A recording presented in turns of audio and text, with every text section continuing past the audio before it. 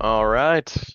Welcome back to Batman at the Movies. I'm Koob, and this is my good trusty pal Citizen, who knows a lot more about Batman than I do. Hello there.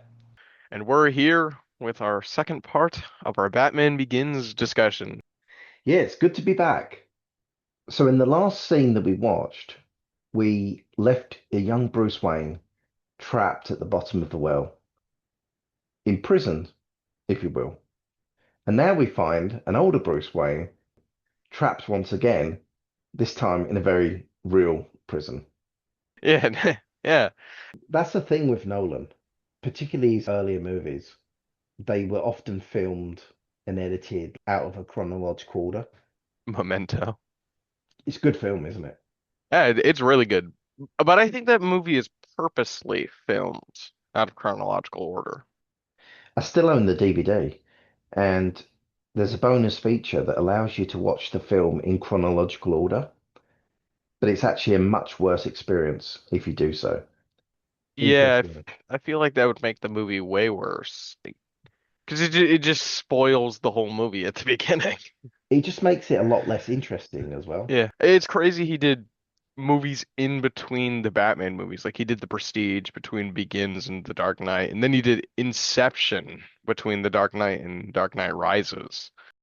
Well, Tim Burton did the same thing. After finishing Batman, he then went and made Edward Scissorhands before moving into Batman Returns.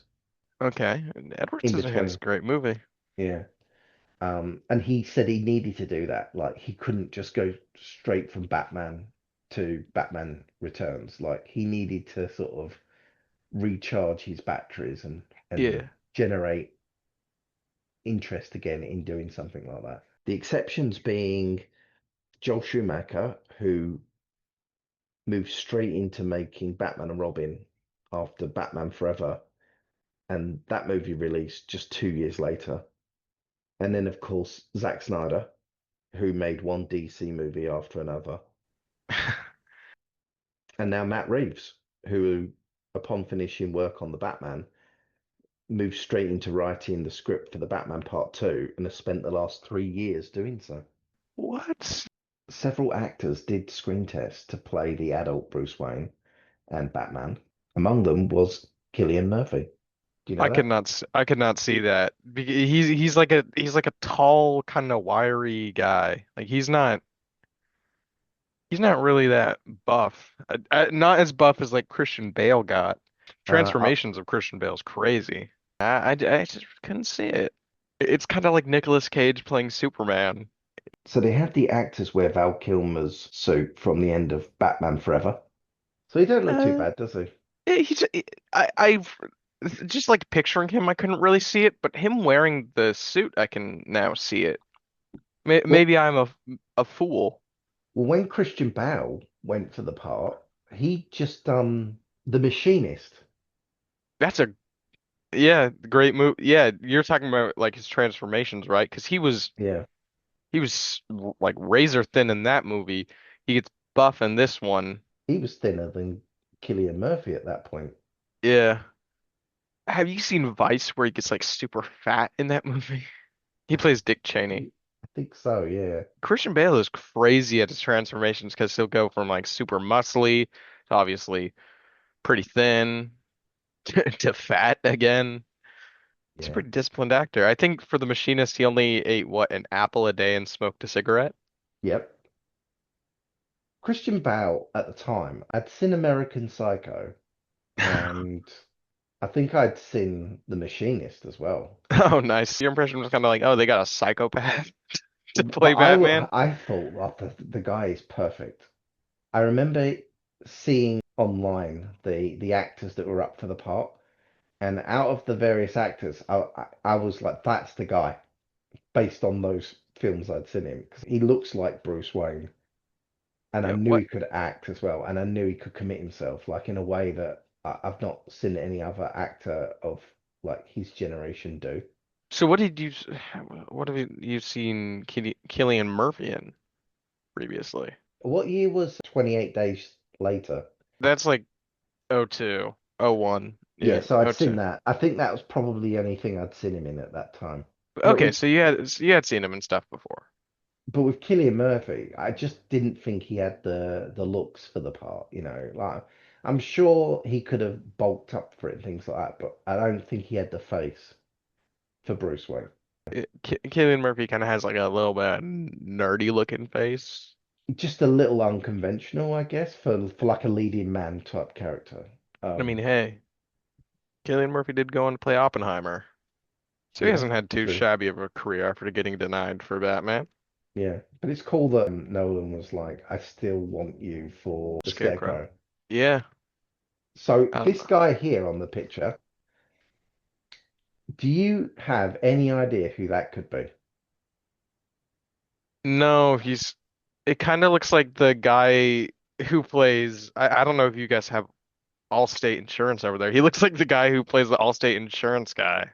I don't know Is who that that is. is that what's his name? Is it Dean Winters? Is that Dean No, it's Winters? not. It's not that guy. No. Who is this? What you're going to see now is what he looked like as Bruce Wayne in the screen test. That's the guy. I, Now, I do you know who he is now? no. I I feel like I should. He's currently in a television series called From. Have you heard of that? From? From. From. No, I've not heard of this, but it's got the guy from Lost in it. So this guy's name, I'm not sure how you pronounce it. It could be Ion or it could be Eon. So it's either Ion or Eon Bailey. And he's one of the main cast members in From. From is a series about a group of people that get stranded in a small American town and they can't leave. There's an invisible force preventing them from leaving the town. So the first episode begins. Him and his family are in the back of like a camper van, and for some reason they decide to take a detour off of the freeway, and they travel through some woods. And when they come out of the clearing, they pass through a small town. It's just a few houses and a diner, I think. And they pass through, drive through, enter the woods again, and then come out of the clearing back at the town.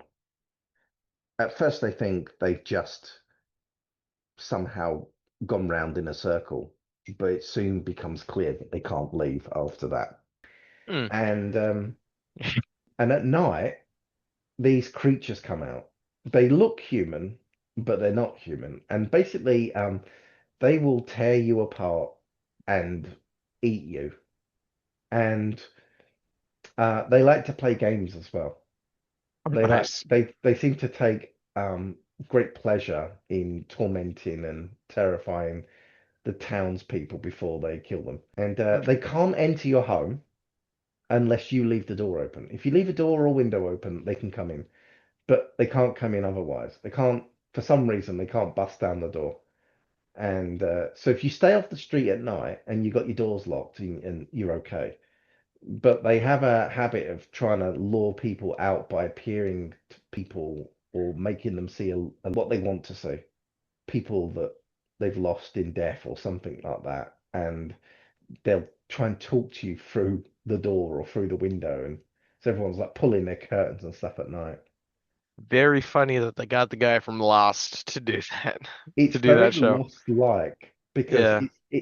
I've I've got the feeling that they've got this concept, but I don't know if they've actually planned out what it's all about and how it's going to conclude. And I've got a feeling it hasn't because I think they've had 3 seasons out and they've introduced new things in each season, which in themselves are interesting, but they don't seem particularly that well connected. And I've got this horrible feeling it's like Lost, where they're just throwing things up at the wall Yeah. have no actual plan. So We were talking about Severance earlier because I finally started watching that, and you said that that's also a show you think is kind of going down a Lost kind of path. maybe, yeah. We'll see. We'll see. I have yet It to reach season two. it could just be my paranoia because of Lost. Like Lost has scarred me so that I've become untrustworthy of sort of mystery thriller type TV shows now since I then. think So now Lost.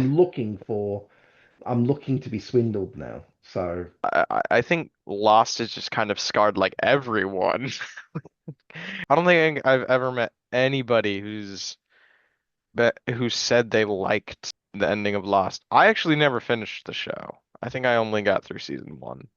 I So I, stuck with it all the way to the bitter end. well, you probably watched it live too. I did, and not only that, but I would re-watch the seasons before Nice. the new season would start because it went on for a number of years. It was when I got to about season three, I think, I started to suspect that they didn't know what they was doing. Oh, you poor man. But this guy, who I will call Iron Bailey, I don't know what his acting would have been like. It's interesting that he was up for the part considering I'd never heard of him before watching From. So what he was doing 20 years ago, I don't know. But it's interesting that he was able to get screen test for Batman. Let's see what he was in. See if he was in Fight Club apparently. Okay. Must have been Must a have. small part though. Yeah. Let's see who he played in Fight Club. Who the hell is Ricky? What? He was in Buffy. Again, it must be a small part. So I'm guessing he just did sort of guest parts, right? Yeah, a lot of like smaller parts it seems. He was in Almost Famous, which is a movie I've heard good things about. But it also looks like he's playing a little bit of a smaller character. He played Private Danon Keenan Webster in the HBO miniseries Band of Brothers. I guess that's his most famous part. Oh, here we are at the prison. Something I learned really recently. David Goyer was on the Happy, Sad, Confused podcast, and he said that originally in the script, Bruce Wayne was imprisoned in a Chinese cell. Yeah, And Warner Brothers had a problem with that, and they asked them to make a change because obviously they want to sell the film to Chinese audiences. So they changed it to a Bhutanese cell. huh. Now the thing about that is that not a Chinese communist star there on top of that building?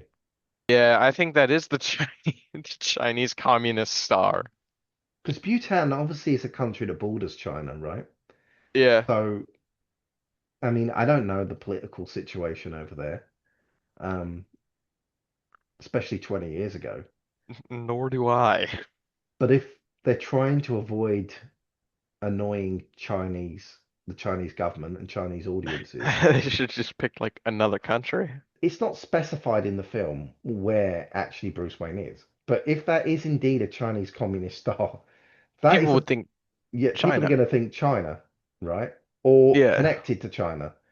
So if you're trying to not do that, you failed. So when Christian Bale auditioned, as we said, he had lost a ton of weight for The Machinist, and he assured Christopher Nolan that he would gain the weight back on and he could do it before filming. He sure did. He said to Nolan, "How big do you want me to get?" And Nolan said, "Get as big as you possibly can."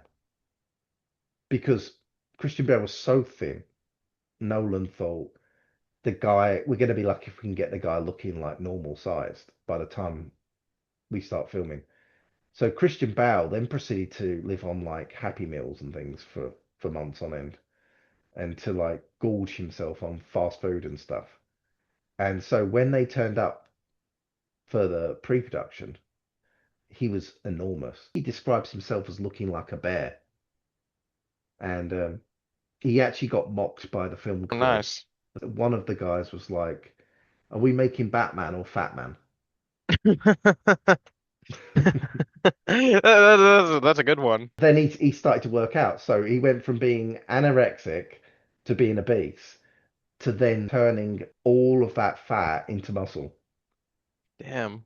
In some scenes in the film, his face is a bit too full because I guess he's still like toning up. I think he was still doing that during filming. So some of the scenes in the film, you will notice that his face is a bit full. Let's talk about Liam Neeson. who appears to Bruce Wayne in the cell. Yeah. He's kind of in the news recently. What's he in the news for? Isn't he in the new Naked Gun? Yes. Oh, I He's thought you was gonna say he's done something or he's been cancelled or something like no, that. he's in the new Naked Gun. He's had a good career, Liam Neeson. I Yeah. before Batman Begins, I knew him He from Rob Roy. Have you ever seen Rob Roy? no. He was in episode one, obviously, of Star Wars. Hmm. Schindler's List. Yep. So he's in some pretty big ones.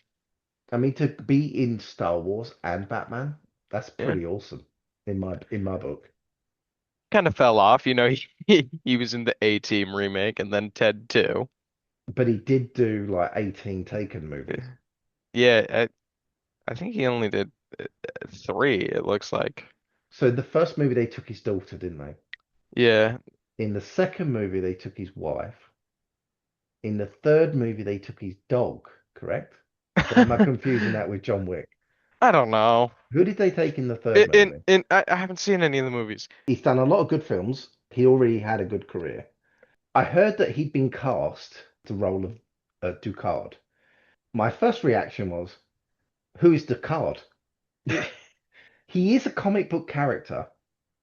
And interestingly, it's a comic book character created by Sam Hamm.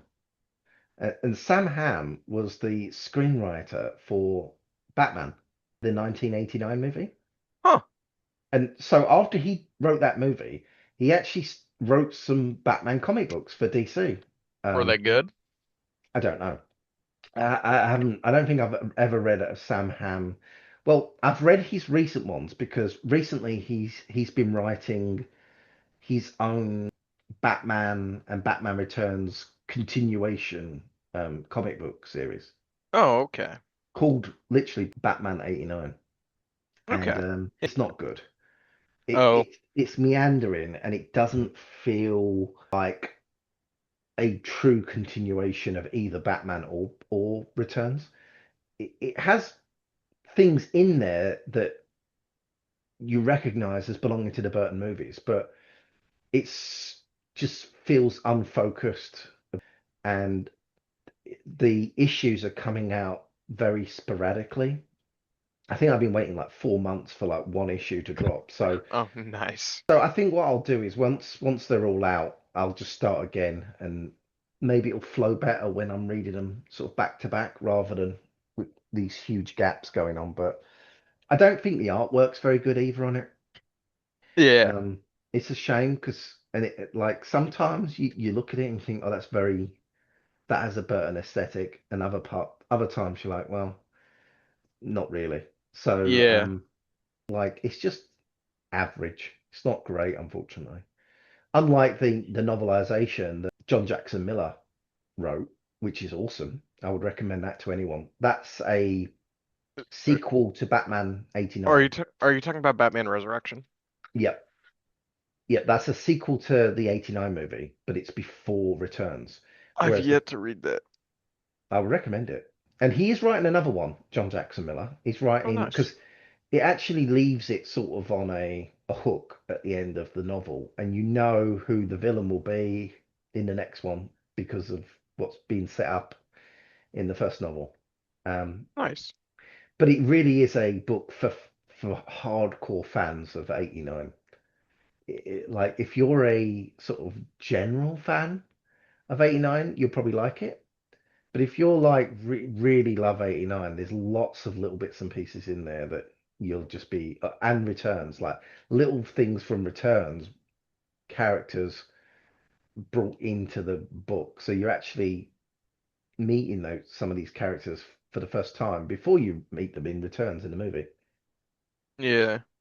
Sam Hamm, so he wrote 89, which I find hard to believe because I read his script for Batman 2. So after Batman came out, Warner Brothers asked him to write the sequel, which he did, and he wrote a draft for that called Batman 2. And I don't think it's particularly good. It doesn't feel anywhere near the quality of the first film or the first film script.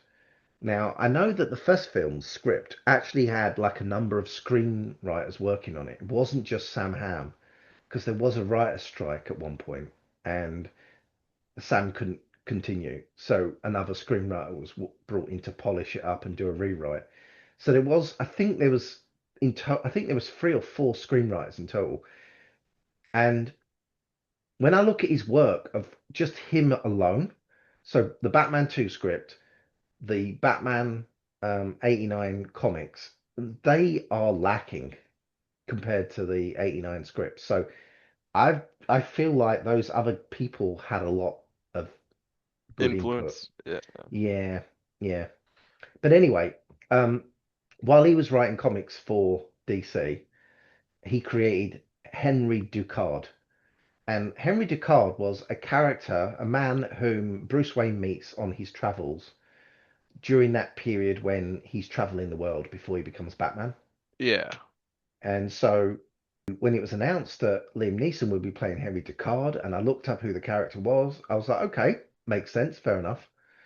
And then when I learnt that Ra's al Ghul was going to be in the movie as well as one of the two villains, Yeah.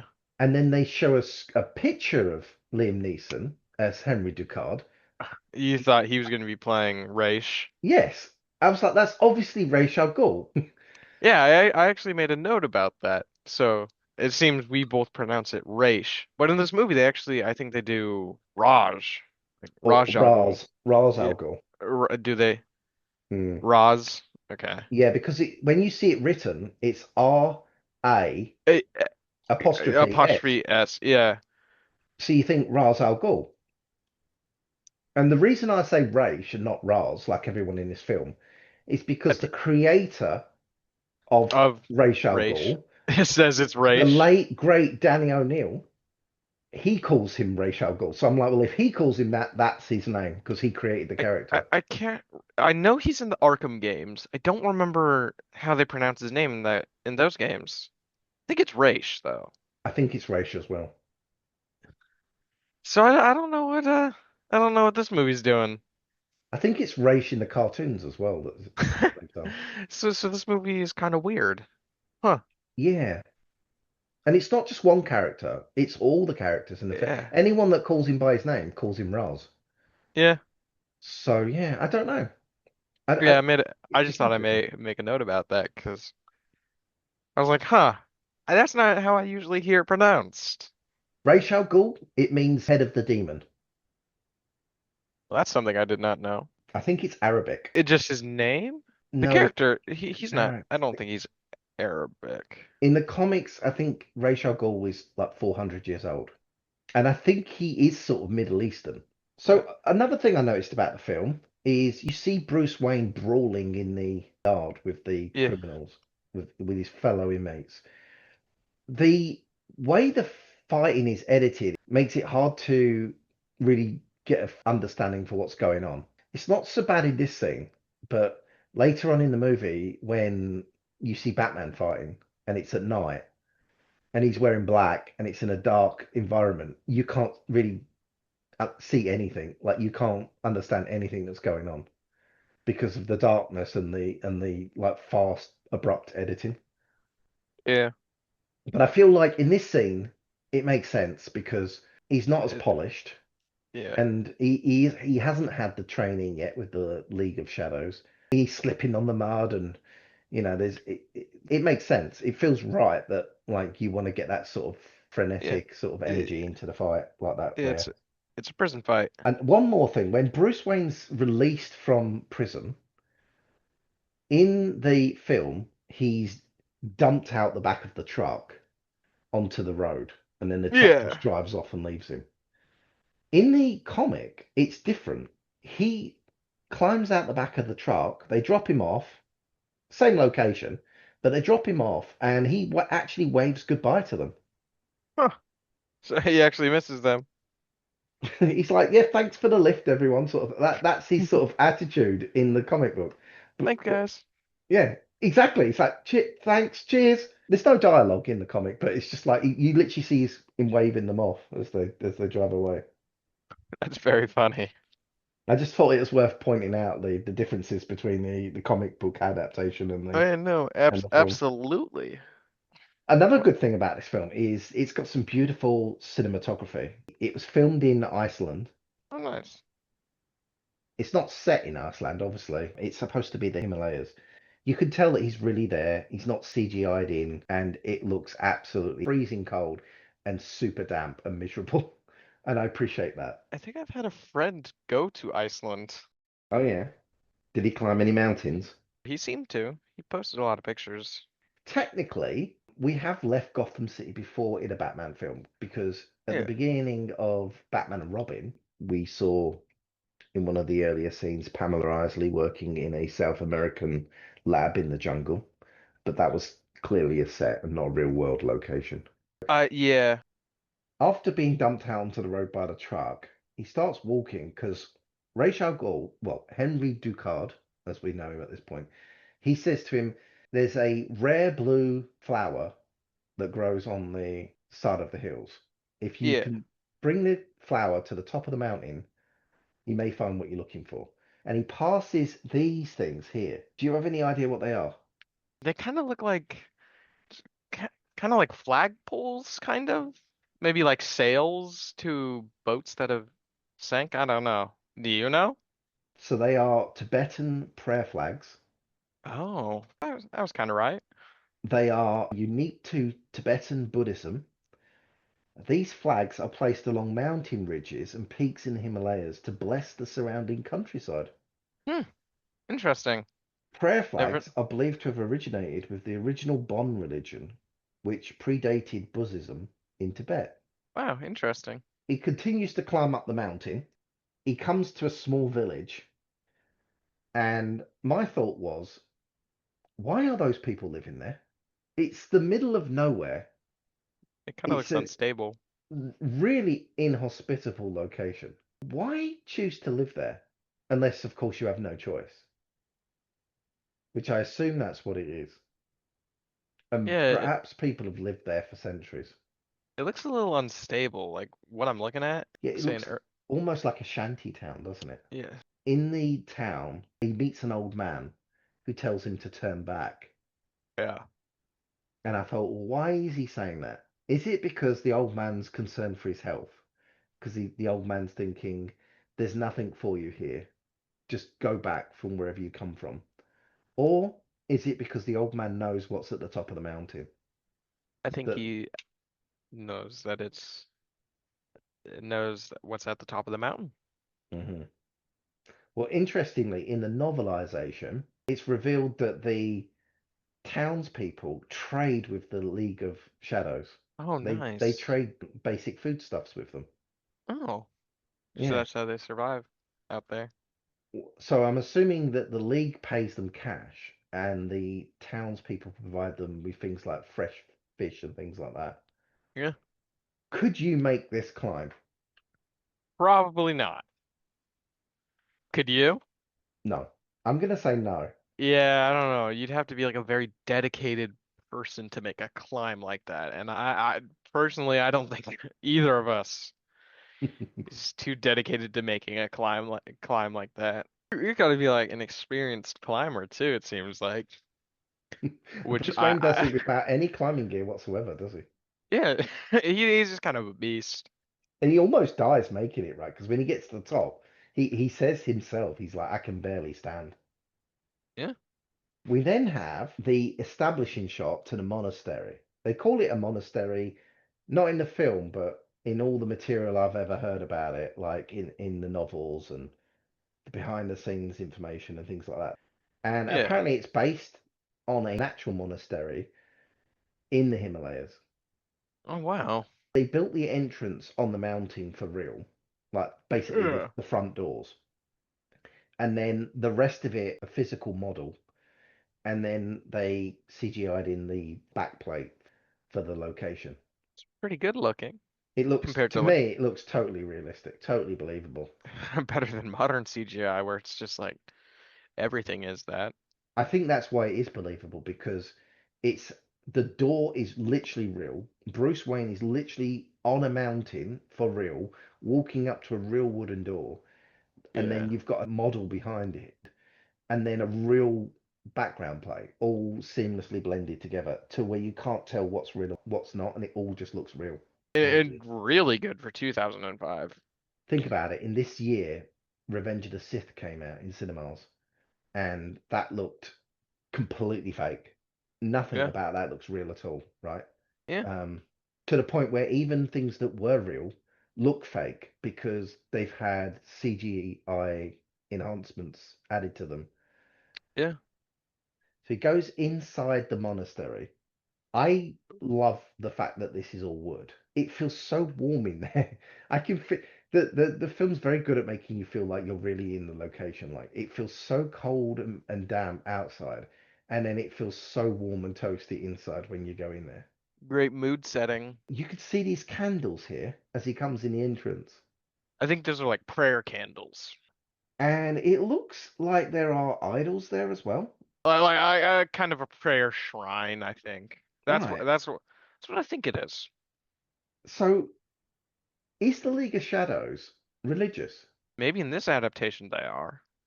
Which is interesting, right? Because Or I'm or like, maybe it's like part of their core values. I don't know. Who knows? did they build the monastery or did they simply take it over from some kind of Maybe. religious group that was there previously? What do you think? The fact that the candles are still lit means Shows that, they're probably a religious like right. organization. I, So I'm thinking I they built it. yeah, if they like took it over, I'm thinking the way they took it over is they probably took it over in like a forceful way. And Exactly. And you wouldn't bother I don't, lighting candles. you wouldn't bother like relighting the candles of someone whose monastery you just took over. I'm thinking they'd probably be like a religious group. So you could classify them as religious terrorists, right? Yeah. Yes, you can. And they are multi-ethnic as well. There's white people, black people, Asian Yeah. people. Yeah. So the League of Shadows recruits global, which is interesting. Ra's al Ghul, he believes that mankind, the governments of the world, are hopelessly corrupt and Yeah. that they need to be destroyed because they and the people that vote them into power, that maintain their power, are equally guilty of the same sins, which is you are destroying the planet, you are destroying civilization, you are destroying core values of decency and goodness, and therefore you must go before you eventually destroy the entire planet completely beyond it being recovered. I can't tell what the idols are, whether they're like Buddhism. Yeah, I'm I thinking assume it would be Buddhism Buddhism. because of Yeah. the Tibetan prayer flags that we saw previously. Yeah, that's what I'm thinking too. Probably like a Buddhist. But isn't a Buddhist a pacifist? Maybe they've taken like maybe the core values of Buddhism and kind of twisted them a little Are bit. all Buddhists pacifists, or is that just sort of a generalization that I've heard? You can like be Buddhist, but you don't have to be like a pacifist, do you? Right. Well, I've heard that there are some Buddhists that won't even harm like a blade of grass Huh. or a fly. But of course, I, in the real world, we've seen various religions twisted by extremists, right? yeah, So I think that's what's going on here with Ra's al Ghul. However, he justifies it. that's what I'm thinking too. This scene ends with Ra's asking Bruce whether he's ready to begin, and then he proceeds to beat him to the floor. And that really is the tagline for the movie. Batman Begins. Are you ready Are to you begin? ready to begin? Yeah. But as far as I know, they never use that in the marketing. Are you ready to begin? You would That think that that would be on the posters or something. that'd be But great marketing. There's been some pretty good ones, you know, you got Alien, it's space, now we can hear you scream. RoboCop, part man, part machine, all cop. Alien versus Predators tagline is whoever wins, we lose. Oh, that's a good one. And then Yeah. Zodiac, there's more than one way to lose your life to a killer. Okay. Yeah, that's a good one as well. That's a good Have you one as seen well. Zodiac? No, Oh, I've it's a heard fantastic film. I've Yeah, heard great things about you it. should definitely watch that. Okay. All right, so that's it for today's episode. Yeah, thank you guys for tuning in. Yeah, thanks for listening, and we'll see you in the next episode.